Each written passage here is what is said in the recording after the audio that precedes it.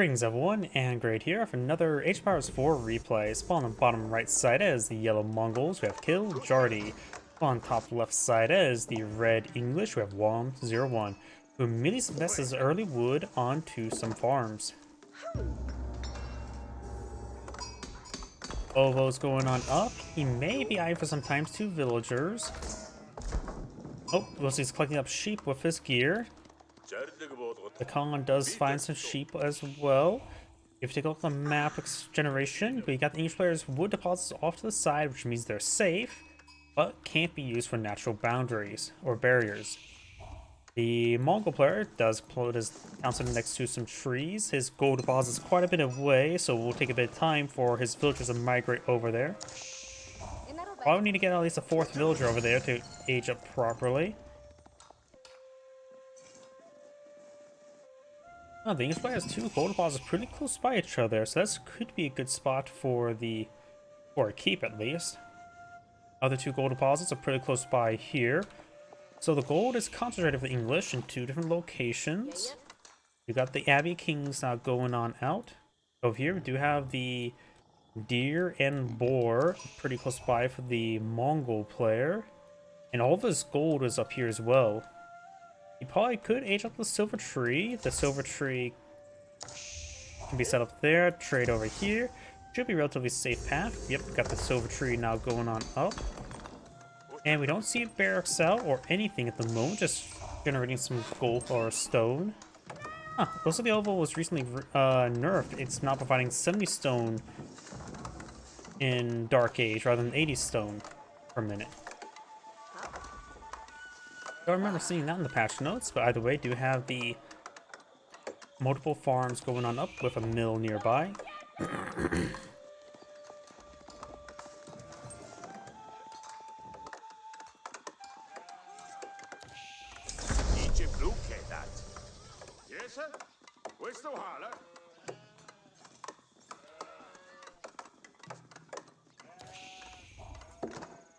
We got the lumber camp now going on up.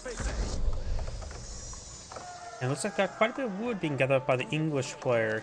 The king will provide quite a bit of aggression on the map. Mongol player is collecting quite a bit of wood, so it looks like we may see a secondary town center as well as a silver tree going on up.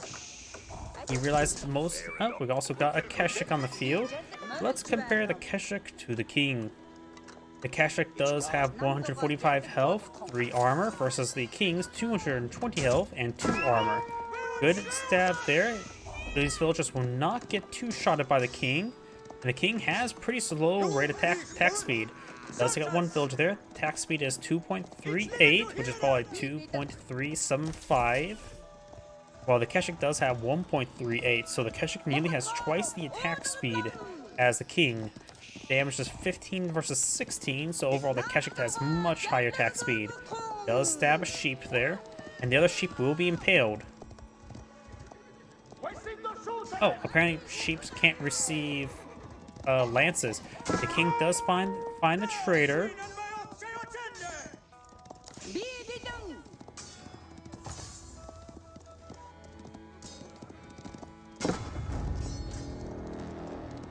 This trader does get the drop off of gold there, so will partially pay for itself.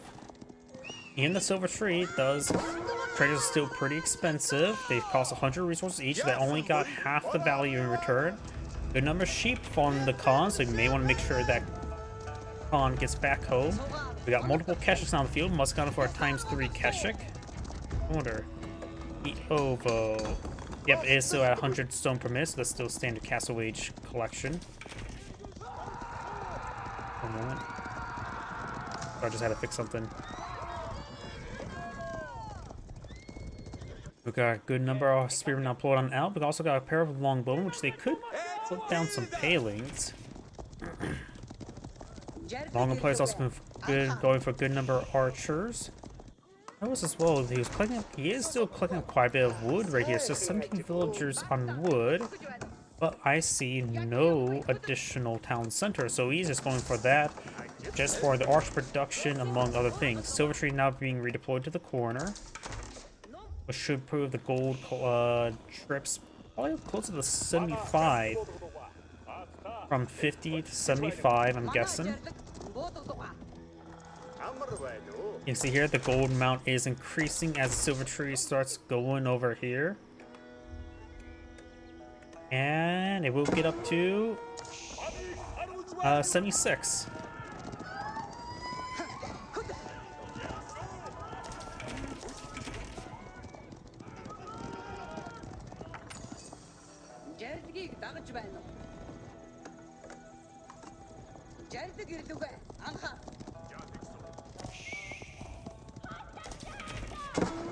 And we've also got some ×2 archers been put on field. The king and the scout stabbing the trader once again. Trader does go down.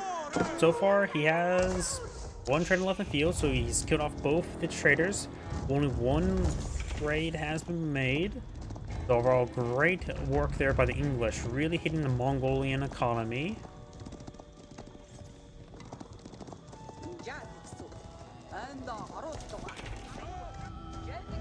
Now I've got the spearmen and longbowmen now heading towards the center of the map. At this point in time, maybe just a good idea to stop trading because he's having trouble securing the trade line from a single king. We also got an outpost here, which is enough room for all 5 of them.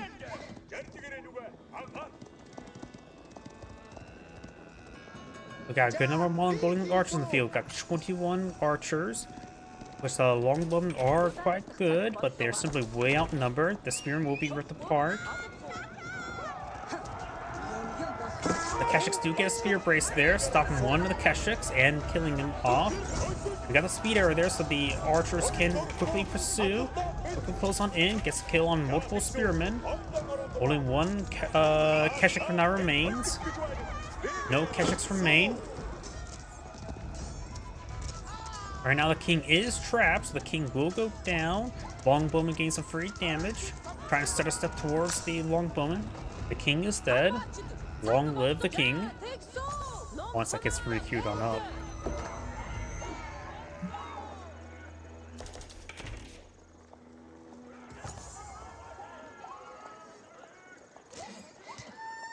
Longbowman takes some damage there from the archers.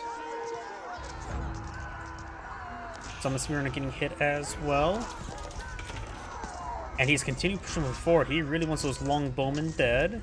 The longbowmen do offer lower DPS than the spearmen, I believe. Nope, the DPS are about the same. And it's easy to kill off the spearmen.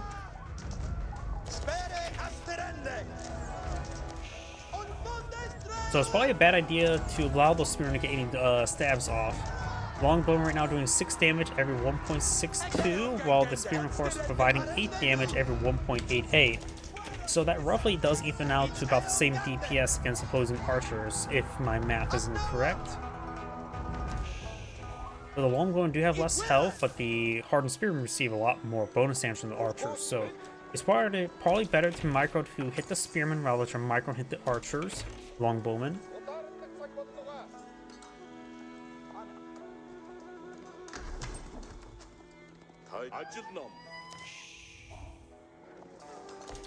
Hunting falcon there. Long live the king. Got more ×2 archers being pulled on the field. Another Keshik has been pulled on the field. Trader production is now resuming. Has 3 traders on the field.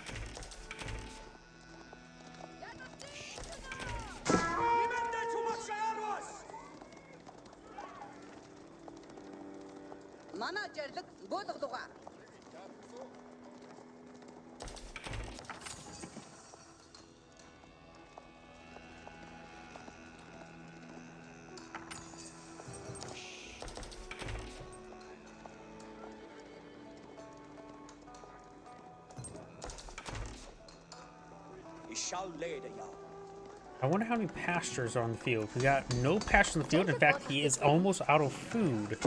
There's some berry bushes for him to utilize there. And we now got the trader taking some hits. Over here we got the Mongolian archers pushing forward. Does take out some spearmen. Still no more additional civilian deaths. His king once again finishing off multiple traders. Got some villagers over here trying to clean up the small deer deposit there. They also migrate around to grab the fish, the berries. There's actually 3 berry deposits right here. The berries will be collected at a pretty slow rate. No food collection tax, while the English player has dirt cheap farms, which will collect that up at a much more significant rate.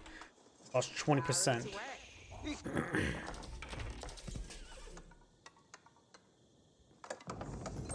The Mongol player will have trouble with food for quite some time. These berry bushes are not an adequate replacement. And we've got multiple traders going down again. Yes, are now tasked with this trade post here. Much shorter, potentially much more dangerous, but right now, not any more dangerous than this path. That's one reason why I would say the silver tree is a double-edged sword, because I don't think a single trader has made a full trip back and forth with this Mongol player. A single king he got in the beginning, and now a second king that has replaced it, has denied almost every single trader from existing. The Ovo has been depleted. There's another stone deposit there. He can go ahead and migrate towards, or at least get that building, get that stone collecting. Right now, his stone income's not too terribly high. He has gone for a ×2 villager at one point in time, since I can see the -4 stone.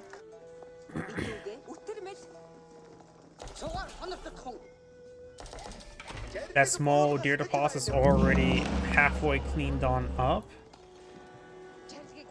King's Palace now being built, which is a secondary town center.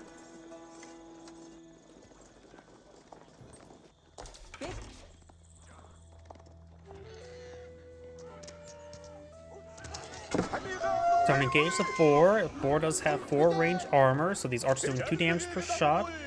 The Khan is only doing 1 damage per shot, but the Kesha can do a lot more. Does kill off that boar there. Going trying to claim the boar and deer. So it's a good amount of food in this region.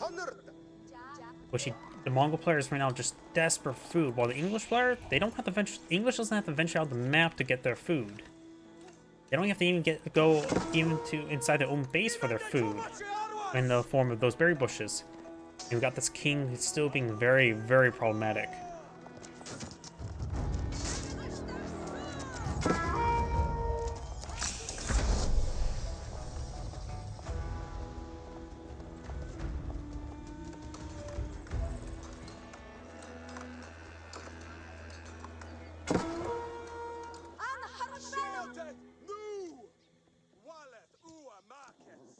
He does spot these traders here. He does have 7 traders, so he's finally getting level 1 Silk Road, albeit at a shorter distance.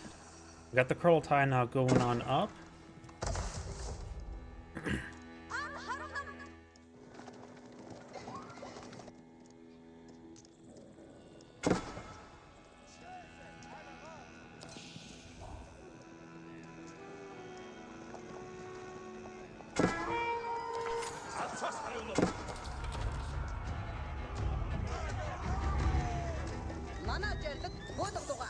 Now we got these Mongols being pursued.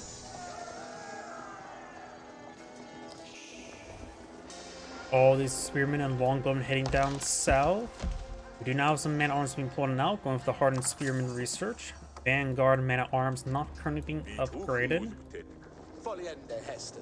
Veteran archer research for the Mongol player. Kurultai pushes way over here. He does have a trade or an outpost here for the Yam network he could research.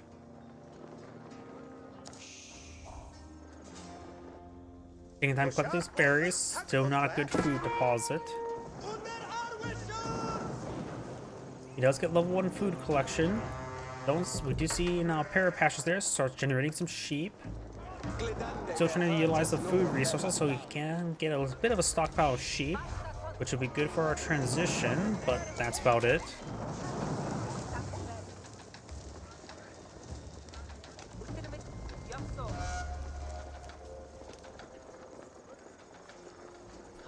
The Kurultai being attempted being pulled out there. Veteran archer research now completed, which will give them +2 damage. Kurultai not being redeployed there, being redeployed over here.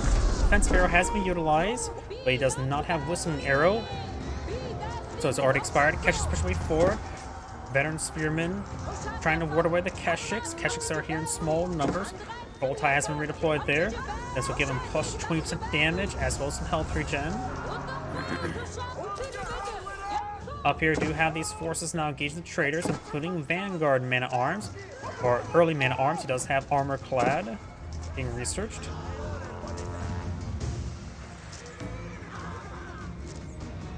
The Keshiks has gone down. Longbowmen do not have +1 range damage, or they're level 2 range damage.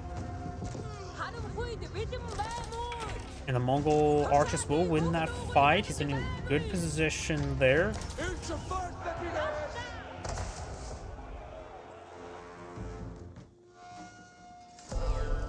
He's taking time to collect all these berry bushes. Right now, those berry bushes are not even collected at a good comparable rate to deer. But he does have quite a bit of berry bushes he could take time to collect up from to stall out the need for more pastures. Right now, he's just lacking. The Mongol players are lacking food and wood. Does lose another trader there. He's got a decent sized army pushing the way forward. Does get out 4 pastures, which will provide him a good amount of sheep production, especially since they're next to an ovo. Running 2 traders alive. The Mongol player's just been failing to trade. We got the he is trying to rebuild traders to go back to this direction. Does have a longbowman here to camp it, as well as a man-at-arms. Got another outpost going up here. Apply for Yam Network and for Vision. Kurultai packed on up. Has no range armor when packed on up. The Khan has been redeployed. Now taking time to clean up. He's already... Nope. 4 is still fully healthy. He's redeployed out the gear to go to the boar. So engage this force there. Has a number of crossbows pulling out. Only a small number though. Actually just getting some good damage.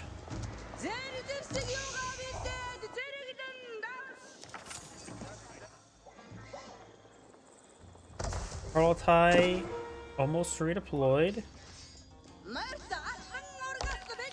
This longbowman's still here.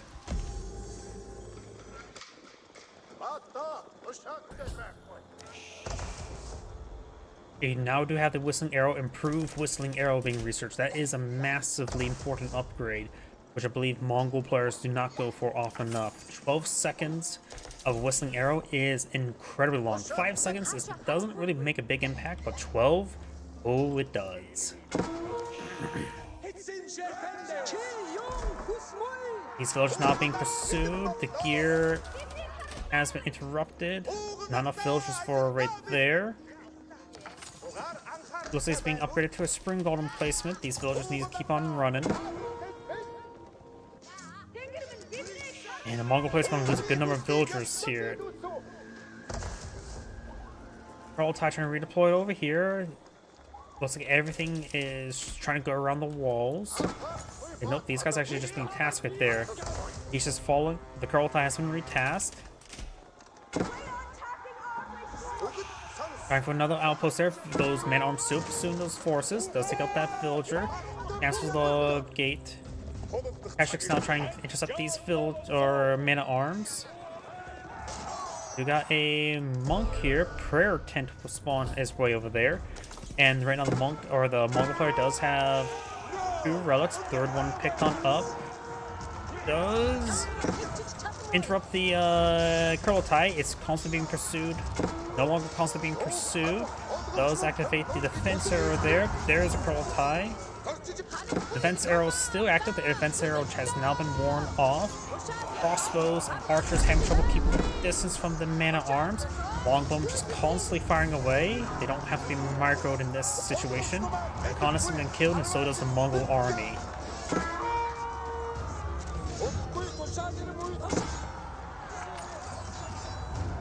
And the Kurultai will go down now. He does pin it against the forest.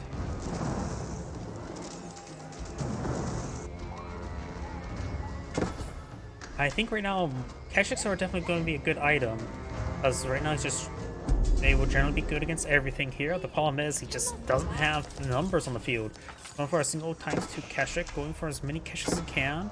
We got more villagers trying to collect up the, building up more outposts, trying to go for more berries.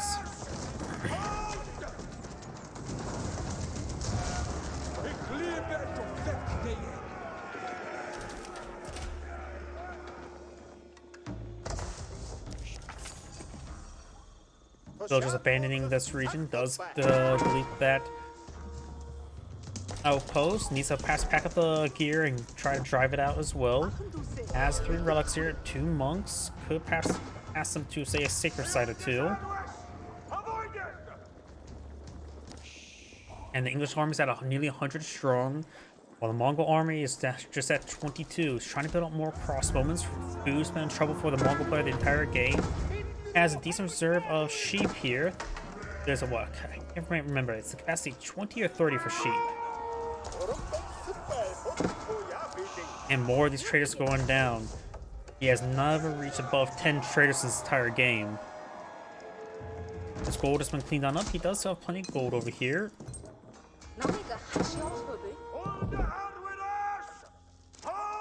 The Mongol player has been having safe amount of gold this entire game, at least when it comes to gold mines. But like I said beforehand, the biggest problem for him was just food. The Mongols have no real economic benefits. Trying to build out some mangonels, which would be nice against the longbowmen, but it needs a lot more keshiks. I suppose might as well build out mangonels if you don't have the food. You have plenty of wood. And that mangonel has to be cancelled. Does cancel it. Takes a bit of time to field deploy them out.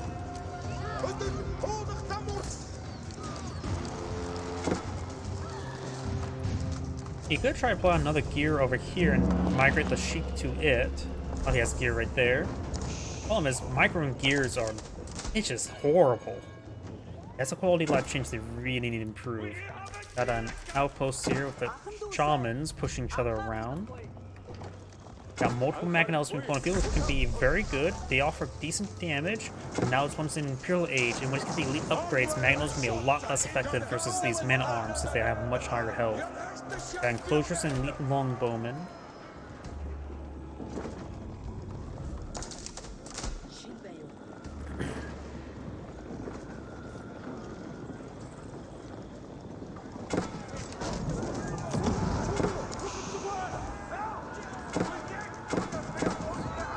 This mangonel has not been fully built, so close to being finished. He's forced to engage. Maybe gotta just grab these 3, finish it off. We now got the fence arrow there, giving these Keshiks +2/+2 armor for 12 seconds. Picks up both those mangonels. The unbuilt one's also been going on down.